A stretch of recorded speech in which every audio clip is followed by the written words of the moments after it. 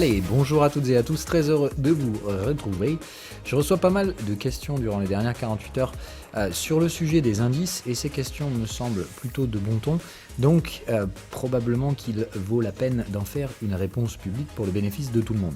Donc aujourd'hui on va faire une émission spéciale sur les indices. C'est vrai qu'il y a eu beaucoup de contenu sur les cryptos dernièrement parce que ça a bougé très très fort en termes de volatilité, qu'il y avait énormément de notions à l'œuvre. Donc du coup il y a eu beaucoup d'émissions éducatives, etc. Pas de souci à ce niveau-là, pour moi l'essentiel a maintenant été traité, donc c'est normal que le rythme de ces vidéos se ralentisse. C'est pas que j'entre en silence parce que voilà, c'est juste que je vais pas vous parler de trucs s'il n'y a rien à dire. Donc c'est vrai qu'en ce moment il faut malheureusement attendre.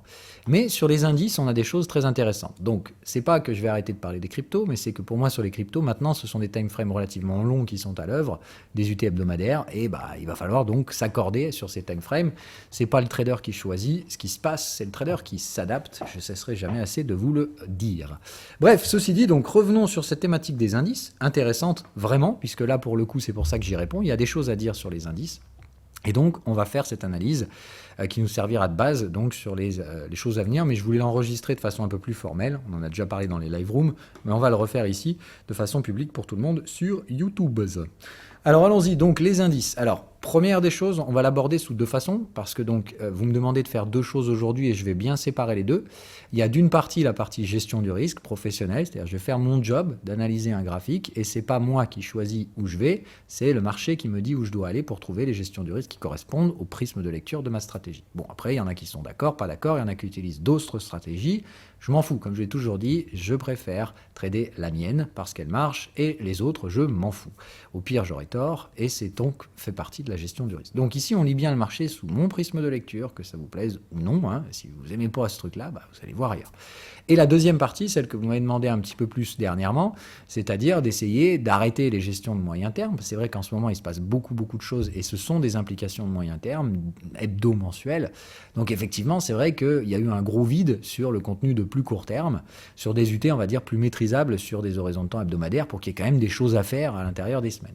Donc on va faire ces deux prismes de lecture. Un premier large, c'est-à-dire je vais trouver, que ça vous plaise ou non, là où se trouvent les gestions du risque. Malheureusement, on va encore tabler sur des gros time frames.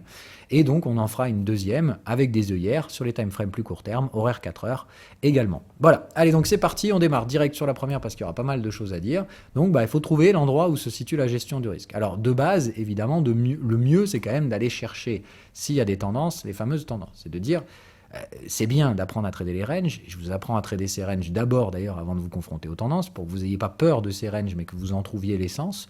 Mais surtout de comprendre que des ranges au sein des tendances, c'est intéressant quand même. Mais c'est surtout qu'il faut trouver la séquence primaire de ces tendances. Donc pour ça, c'est quand même plus intéressant de toujours commencer par le haut du panier, puis de redescendre jusqu'à ce qu'on ait pu identifier une structure majoritaire et en identifier ses zones de gestion. Donc c'est le premier exercice qu'on va faire. On part tout de suite du mensuel ici, puisque sur le tableau en dashboard, on voit bien qu'il y a des tendances sur les UT supérieurs. Attendez, on va voir si le dashboard veut bien se remettre. Voilà. On voit bien qu'il y a des tendances sur les UT très larges. Donc c'est ça qu'on va commencer à balayer pour voir où on en est de ces tendances et qu'est-ce que ça nous dit sur les zones de gestion de cette tendance. Puisque quoi qu'il arrive, tout ce qui se passera sur les UT inférieures sera régi évidemment par les zones de gestion des UT supérieures. Donc on va grappiller ce marché dans l'ensemble, d'accord, jusqu'à évidemment donc trouver en descendant là où se trouvent les gestions. Bon, pas de chance, déjà en mensuel, bim, on a une gestion. Bon, c'est pas compliqué, ici on est bien en tendance, la moyenne est très largement sous les contextes. C'est pas possible de faire autrement, on est bien précédé d'un range, la zone de breakout se trouve bien là, on a bien les cassures de cycle, donc il y a tout ce qu'il faut ici pour dire, désolé que ça vous plaise ou non, il y a une tendance sur les indices, et pour l'instant elle n'est pas du tout au stade où elle va s'inverser, puisqu'on n'en voit pas encore le pullback. Autrement dit, ça veut dire que quoi qu'il arrive, on a quitté cette zone de prix, on va s'installer sur une zone de prix plus élevée, et là on est en phase de recherche de cette dernière. On ne sait pas exactement quelle va être la prochaine zone de stabilité des indices, mais on est en train de chercher. Donc là, on doit se poser la question de où on en est dans la tendance. Donc si on a breaké ici, il faut reporter la taille du range. Ça nous fait grosso merdo, au point de breakout ici, un niveau de validation et de confirmation ici. Ça veut dire que c'est à partir de ce moment-là que vont se mettre en place les suivis de tendance. C'est-à-dire que normalement, les replis vont être achetés par les traders de tendance. Bon, on voit bien ici un premier contact. Je ne les mets pas, mais voilà, les moyennes de court terme sont là. Donc on a ici effectivement les premiers premiers suivis de tendance. Les deuxièmes suivis de tendance très complexes à naviguer pendant l'ère Trump, là, avec cette espèce de gros biseau d'élargissement bien dégueulasse qui en a fait chier plus d'un, moi y compris. Mais bon, bref, on a ici donc le deuxième suivi de tendance. Ce qu'il faut donc comprendre, c'est qu'à partir de deux suivis de tendance, dans une séquence de tendance, on commence à passer sur la prédominance d'une probabilité élevée de former une divergence, c'est-à-dire qu'on est déjà en train d'approcher un niveau de plafonnement du marché dans lequel normalement la suite qui nous attend, c'est donc suite à ce ralentissement la constitution du fameux pullback, c'est-à-dire c'est la première fois où normalement on finira un cycle vendeur mensuel et où on atteindra des niveaux de retracement plus significatifs, minimum 23%, et en général on travaille à proximité des zones Fibo, c'est-à-dire autour du 23, autour du 38 et au maximum 50% dans des cas de Fibo, dans des cas de retracement de pullback très profond. Maintenant, ce qu'il faut qu'on constate immédiatement, c'est que dans cette tendance, on a surtout, et ça fait donc 2 fois, qu'on a des boîtes de contexte disjointes dans les deux, c'est-à-dire support et résistance. Ce qui veut donc dire qu'ici, on a une forme d'excès qui vient sur le prix. Avoir des ruptures de boîtes de contexte au niveau du breakout, c'est tout à fait normal. C'est même d'ailleurs ce qu'on veut voir. Donc, les ruptures ici sont tout à fait normales. Là, elles nous traduisent le fait que le marché est peut-être excessif. Donc là, la première des choses, c'est de dire, ah bon, donc on a une tendance, mais elle a eu une composante légèrement excessive. En plus de ça, on l'a examiné, on avait bien déjà 2 suivis de tendance. Donc normalement, ici, ce qu'on aurait dû avoir, c'était un ralentissement, puis l'apparition de notre pullback. Or, au lieu de ça, on a un marché donc qui accélère to the moon. Bon. L'explication ici semble relativement facile à apporter, même si elle est probablement multifactorielle. On va essayer d'en identifier le facteur principal que tout le monde a compris. Il y a juste 2 fois plus de dollars en circulation qu'en 2020, qu'en 2019. Donc effectivement, on a eu une impression monétaire folle furieuse qui a donc causé mécaniquement, si on augmente la quantité d'argent en circulation, la valeur des biens qui circulent dans cette économie ne change pas forcément, mais par contre son prix va monter. Donc il est tout à fait normal ici qu'on ait vu des hausses de prix dues à la quantité de dollars en circulation. Point. Donc effectivement, pour ma part, cet excès est assez facilement justifiable. Mais d'une, il faut le voir, on ne peut pas ne pas voir cet aspect-là, mais de comprendre que cette impression monétaire, elle était effectivement historique, due à un contexte que vous connaissez tous, et elle est aujourd'hui en train de s'arrêter. C'est-à-dire que cette phase d'impression monétaire hors norme s'arrête. Beaucoup de gens ont la bêtise, à mon avis, de penser binaire, c'est-à-dire que comme on n'ajoute plus d'argent, on va maintenant en détruire. À mon avis, c'est faux, c'est juste qu'on va en créer moins. Voilà, beaucoup moins. Donc par contre, c'est de comprendre que ce rythme de hausse dû à une base monétaire, à mon avis, va s'arrêter. C'est-à-dire, pour ma part, cet excès ne pourra pas perdurer. On a eu un excès dû à des facteurs externes et le marché y a réagi. Encore une fois, le marché, il ne savait pas que le Covid allait arriver et il ne savait pas qu'on allait imprimer autant de dollars pour sortir de cette crise. En tout cas, la repousser. Donc, le principal problème, c'est que le marché s'adapte. Et il a donc une composante prix un peu excessive, à mon avis, due à cette hausse de base monétaire. Cette base monétaire étant ce qu'elle est, c'est-à-dire, encore une fois, l'argent qui a été créé, on va juste en créer moins, mais on ne va pas nécessairement le détruire, eh bien, ça devrait normalement maintenir les niveaux de valorisation. Ça veut dire que notre excès ici ne doit pas nécessairement être corrigé. C'est un excès qui va très probablement augmenter un petit peu la zone de prix sur laquelle on aurait théoriquement dû faire le pullback. Voilà. Pour moi, donc, sur cette UT mensuelle, c'est relativement clair. On est sur la phase où, normalement, notre marché doit ralentir. C'est-à-dire que, à mon avis, l'excès ici est dû à des facteurs externes et on va normalement, théoriquement, ralentir les prix avant de créer le pullback.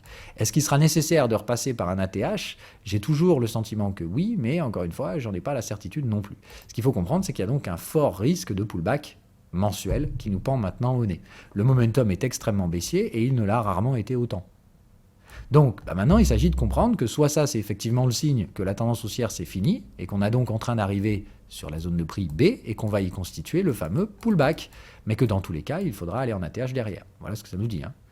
Donc, cette tendance mensuelle, son stade de maturité, c'est 2 suivis de tendance et un excès qui devrait normalement maintenant nous tirer doucement mais sûrement vers un ralentissement de la tendance, malgré l'excès, et un pullback à venir en mensuel. Ok. Donc on a le contexte, c'est pas compliqué.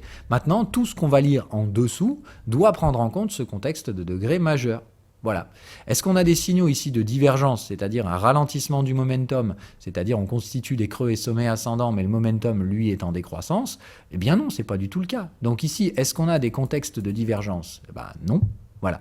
Ce qu'il faut donc comprendre, c'est que moi ici, j'ai un énorme problème déjà de base avec les gens qui ont aujourd'hui des stratégies vendeuses sur les UT moyen terme. Effectivement, le mensuel, etc. On va se taper 2-3 ans de récession et tout ça. Pourquoi j'ai du mal ? Parce que pour ça, ça nécessiterait donc de trader activement à la vente, d'accord, dans un marché en tendance haussière, ce que je trouve déjà relativement compliqué. En général, ce qu'on fait ici, c'est qu'on prend des profits sur une divergence, et effectivement, on se prépare à racheter au sein du pullback. Donc, là où la logique me gêne un peu, c'est qu'effectivement, prendre des profits sur les actions, c'est quand même pas faute de vous l'avoir dit. Moi, perso, dès qu'on était là, je vous disais, il faut se calmer sérieux sur les actions. J'ai pas prévu l'accès aussi fort, mais clairement, pour moi, la logique a toujours été la même. Attention, ça va freiner en mensuel, c'est pas le moment de prendre énormément de risques.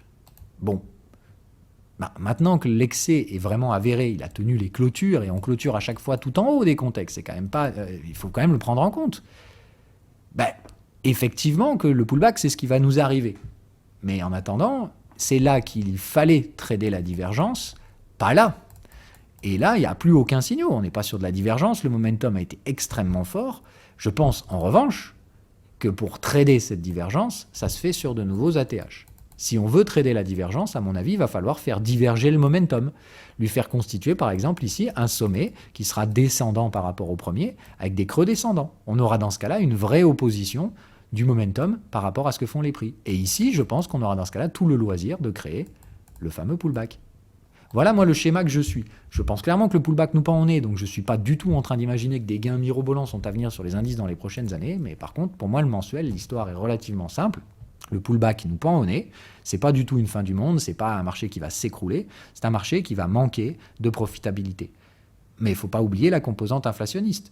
Tant qu'on a de l'inflation, les prix doivent continuer de monter. Donc je pense encore une fois qu'on retournera en ATH pour former ces divergences. Et c'est là-haut que moi, personnellement, je serai prêt à prendre des stratégies vendeuses, c'est-à-dire baissières sur les actions. En tout cas sur les indices. Voilà. Et ce ne seront pas des positions baissières. Voilà, ce sera plus probablement des prises de profit sur les portefeuilles actions, pour ma part. Voilà.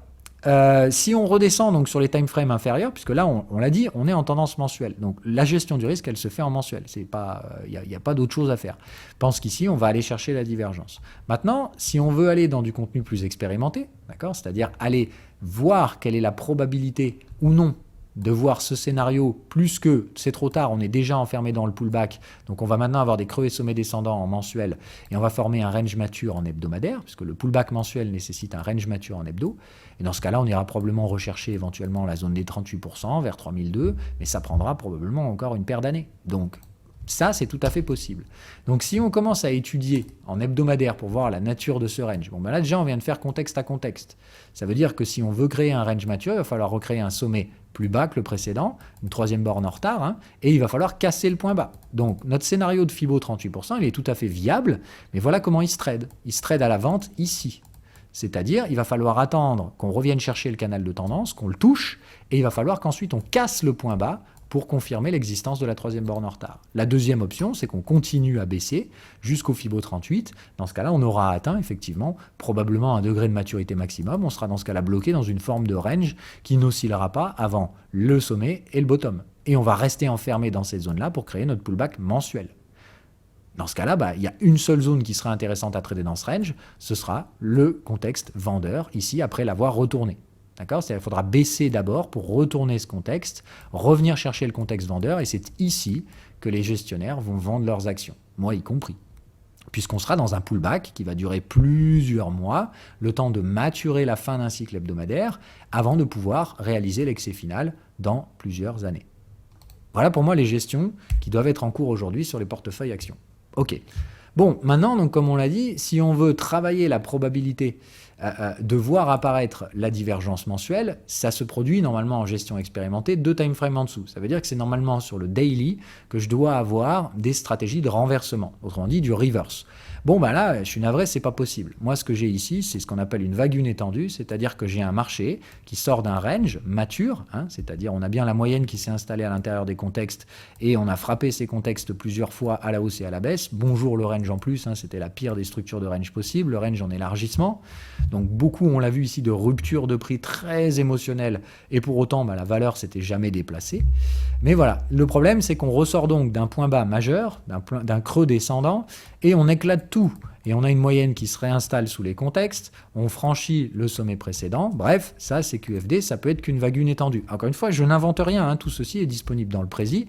Si vous allez dans les tendances et que vous voyez qu'il y a des anomalies dans la structure de prix, normalement on doit constituer des creux ascendants avant d'initier une tendance, là c'est pas le cas, on part d'un point bas majeur, V-bottom, etc. On a affaire ici souvent à ce qui s'appelle une structure alternative. Et ici, structure de vague étendue. C'est de dire, il n'y a pas 50 millions de trucs à comprendre là-dedans, ça arrive très peu, mais ça arrive. Cette structure doit se reverser avec une structure de type V-bottom. La moyenne repasse sous le contexte derrière, ce qu'on voit ici, au niveau du point 1. On dépasse le sommet précédent, voilà, on peut même le déborder, c'est de dire, on vient rechercher ce niveau et des fois on trade au-dessus. Donc là, on est clairement dans le cas où on a tradé au-dessus.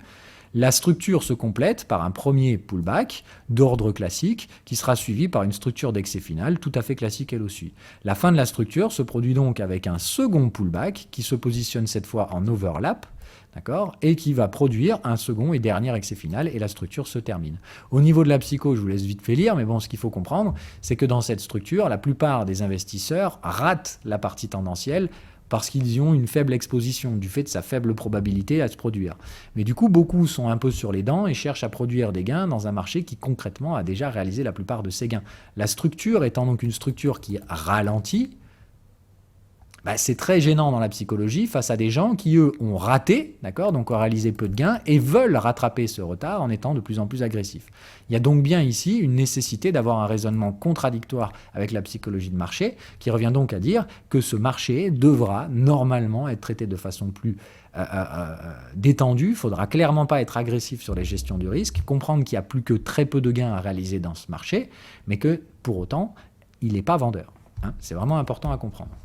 Donc si on revient sur nos graphiques et qu'on identifie donc cette vague étendue, navré les cocos, mais moi ça ne fait que corroborer la probabilité dont on parlait tout à l'heure, c'est-à-dire on réalise un premier pullback, c'est la première fois qu'on finit des cycles vendeurs, qu'on retrace 23%, on a renversé les contextes, etc. On a une troisième borne ici, donc ce pullback est maintenant mature. On a ici clairement une structure totale de pullback. Donc là, à ce stade-là, le range est mature, il ressemble à ça, c'est un canal baissier, et on va très probablement en sortir par le haut pour réaliser un premier excès final. On aura un deuxième pullback de nature relativement équivalente qui viendra se positionner proche de la zone d'overlap, c'est-à-dire qui constituera son support proche de l'ancien sommet ici, et se suivra un deuxième excès final.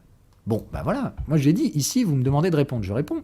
En mensuel, je vois une probabilité, je vois une structure d'excès, alors que le marché aurait dû ralentir sous forme de divergence. On a pu expliquer une grande partie probablement de l'excès dû aux injections monétaires, mais on est toujours supposé trouver un ralentissement, c'est-à-dire une divergence de momentum pour activement trader ce marché de façon contrarienne. Autrement dit, réellement déclencher des prises de profit ou des stratégies vendeuses, des stratégies contrariennes à la hausse des prix des actions.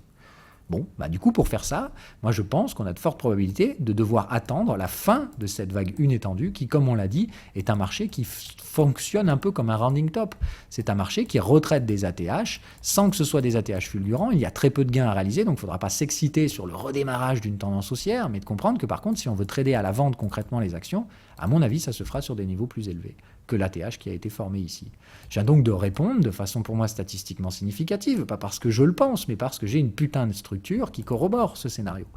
Donc, en étant allé chercher les gestions du risque de ma probabilité de divergence mensuelle, 2 UT en dessous, donc niveau expérimenté, je vois tout de suite une structure que je connais et qui m'invite à orienter mes probabilités vers l'apparition de nouveaux ATH dans les indices à venir, mais pas nécessairement tout de suite, to the moon, etc. Et que surtout, il va falloir être très en rigueur sur sa psychologie puisqu'on est dans des structures de tendance alternatives. Autrement dit, la plupart des gens vont se tromper en séquençant ça comme des tendances classiques. Voilà un peu ce que j'en avais donc sur ma gestion. Maintenant, si on va à plus court terme, avec nos œillères horaires 4 heures, pour essayer de terminer cette émission et d'avoir donc cette dualité. À moyen terme, c'est là que la gestion elle est. Le risque du pullback mensuel égale, pour le trader, il nous faut une structure de divergence, une structure vendeuse. Cette structure vendeuse, on voit bien que la gestion du risque expérimentée nous invite à penser qu'elle n'est pas encore là et qu'il faut donc s'attendre à de nouvelles poursuites vers les ATH sans que ce soit pour autant rocambolesque. Mais encore une fois, on parle de structures qui vont mettre des mois et des mois avant de se mettre en place. Par contre, le pullback mensuel, lui, il nous pend bien au nez derrière. Ça, il faut en être relativement certain. Ok, allez, maintenant on va donc en horaire et en 4 heures. Donc on va aller très rapidement chercher, voir si on a des gestions du risque et ce que le marché nous propose sur ces UT-là. On tient ou on ne tient pas compte de ce qu'on a vu au-dessus, tout dépend si on veut mettre des œillères totales ou pas. Bon, ici, on a affaire à un marché plutôt en baisse, d'accord ? On a une moyenne qui se situe au niveau du contexte, les deux sont orientés à la baisse. Maintenant, on voit bien que ça n'a pas du tout de structure de tendance, puisqu'on n'a pas de rupture baissière, il n'y a pas de breakout, il n'y a pas de sortie d'une zone de range mature. Donc là, la seule chose qu'on a, c'est un marché qui baisse, après avoir monté un peu, puis un peu baissé. Bref, on a probablement ici ce qu'on appelle des ranges tendanciels, c'est-à-dire des ranges qui ont des composantes baissières assez fortes. Mais en attendant, on reste dans un range, c'est-à-dire il y a un déséquilibre ici qui est en faveur des vendeurs, mais attention encore une fois à bien trouver le bon time frame du range. Donc on va tout de suite jeter un petit coup d'œil sur l'UT supérieur et voilà. Donc le range il est là, il est en UT daily. Donc déjà, on ne tradera jamais les ranges 4 heures puisqu'ils sont à l'intérieur du range daily. Donc on est en range en daily. Donc navré les gars, mais le 4 heures, c'est pas possible de trader ça. Ok, donc on va pas plus loin, on sait qu'ici on a quelque chose qui ressemble à un range tendanciel parce qu'on est en train de créer des ranges daily et que ces ranges sont maintenant matures. Voilà la forme du range. Ok, bon bah c'est la conclusion qu'on avait tout à l'heure. Ce range, si on se donne l'idée d'aller un petit peu plus haut et de ce qui se passe sur les timeframes au-dessus, on sait ce qu'il représente, ça pourrait être notre premier pullback de la structure de vague 1 étendue. Bon, ok. Si on va en horaire du coup, puisque donc le 4 heures, on ne peut pas trader les structures de range. Mais on peut trader les structures de range en horaire, pas de souci. Hein. Faut juste pas trader le range qui se trouve en dessous du range primaire. Le range primaire, il est en daily, donc on n'a pas le droit de traiter quoi que ce soit en 4 heures. Par contre, on peut trader 2 UT en dessous en horaire. Là, en horaire, on a bien des schémas de tendance baissière. La moyenne s'installe bien en dessous des contextes. Donc là, on a affaire à des stratégies de tendance baissière. Okay, ce qu'on voit, c'est qu'on vient de renverser le contexte dans cette tendance baissière. Donc, quelle est la suite logique? Bon, bah, tout le monde connaît, c'est pas compliqué. Tendance baissière, renversement des contextes, égale troisième borne à l'achat qui arrive. Voilà. Donc ici, on a quoi? On a une première borne de range, une deuxième en cours, et viendra une troisième.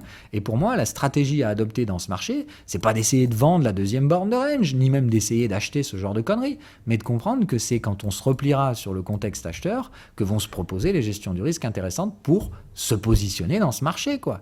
Juste pas avec une boule de cristal, etc. Mais ceux qui veulent jouer les fameuses stratégies acheteuses, pour moi, c'est là que ça se passe.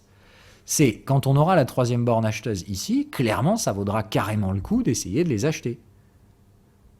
Voilà. Maintenant, est-ce que vous voulez prendre ça en compte sur tout ce qui se passe au-dessus, etc. Voilà, c'est plus compliqué. Mais normalement, si vous achetez une troisième borne, la question derrière, elle est toute simple. Là aussi, ça se passe par rapport au prési. Vous allez revenir ici dans des structures de range. Et vous allez vous dire, on est dans une stratégie de troisième borne. Ok. La troisième borne, elle pourra prendre deux formes, la forme neutre ou la forme tendancielle. Bon, bah voilà, ces deux structures, elles ont des zones spéculatives, des signaux spécifiques alloués à chacune, et elles ont des objectifs différents. Si on retourne sur les graphiques, c'est pas compliqué. Si on a une troisième borne qui se retourne à l'intérieur du contexte, d'accord? C'est-à-dire on vient dans le contexte ici, on n'arrive pas à clôturer dessous, et on rebondit. Bah, ça nous dit que clairement, l'objectif d'une troisième borne acheteuse sera de casser la deuxième borne, encore faut-il déjà en faire le sommet, si ça se trouve, on va continuer de monter, hein. D'accord? Et bien donc de comprendre qu'il est hyper important de faire attention à l'UT supérieure. C'est-à-dire que si la deuxième borne ici, elle remonte et qu'elle renverse le contexte 4 heures, bah, qu'est-ce qui se passe?